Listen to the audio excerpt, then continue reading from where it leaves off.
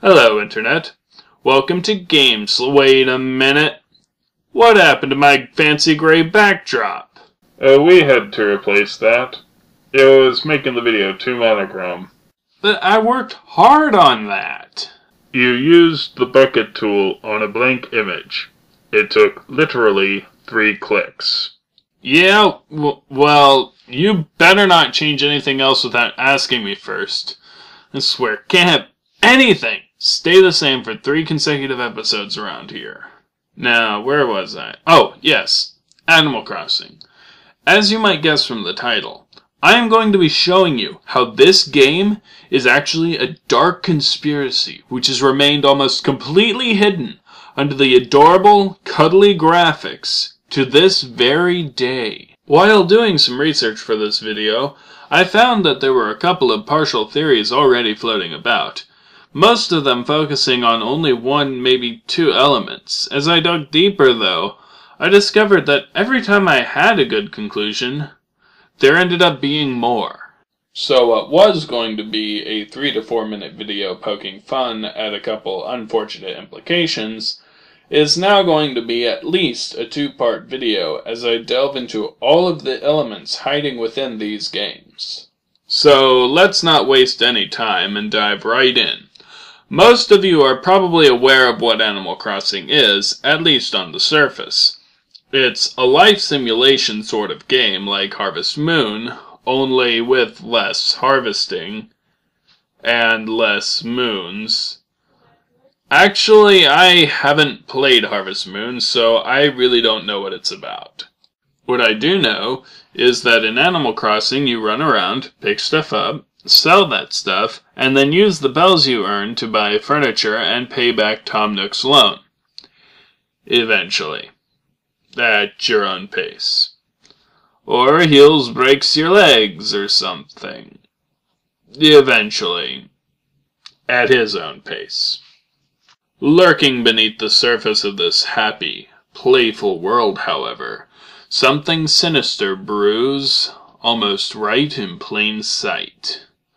In a few Animal Crossing games, you are brought to the town by Capp'n, and in other games, he is your only transportation between town and other areas. What you might not realize, however, is that Capp'n is no turtle.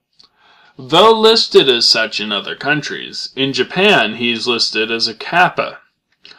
I do hope I'm pronouncing that correctly. In mythology, kappa are known to be troublemakers, and among the list of crimes often committed by these mischievous sprites is kidnapping. Specifically, the kidnapping of children. Of which, your character is one. Additionally, Tom Nook, one of the first people you come across, is a tanuki, not a raccoon.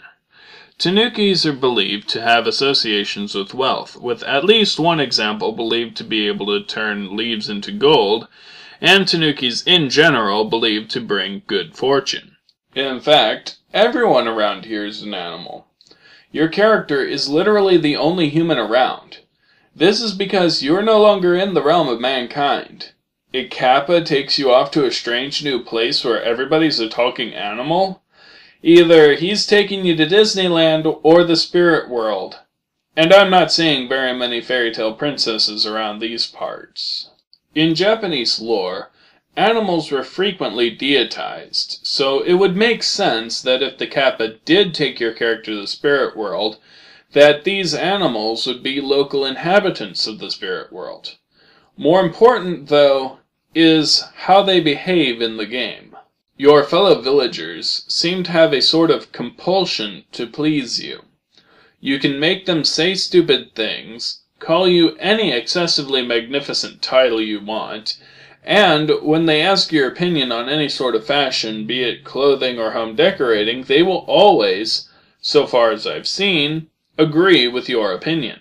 Additionally, if you do not talk to one of them in a while, they will decide to move to a completely different town, unless you ask them not to.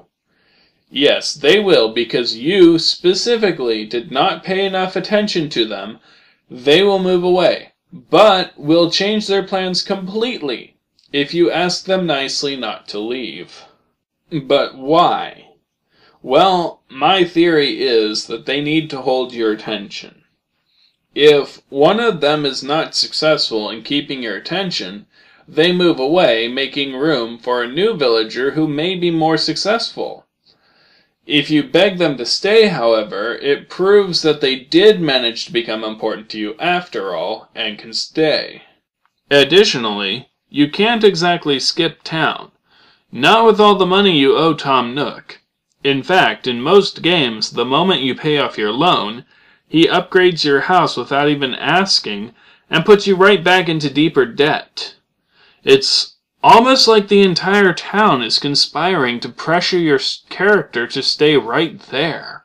And it gets worse. But that is for part 2. Stay tuned, and if you like my videos, be sure to like and subscribe. It really helps me out.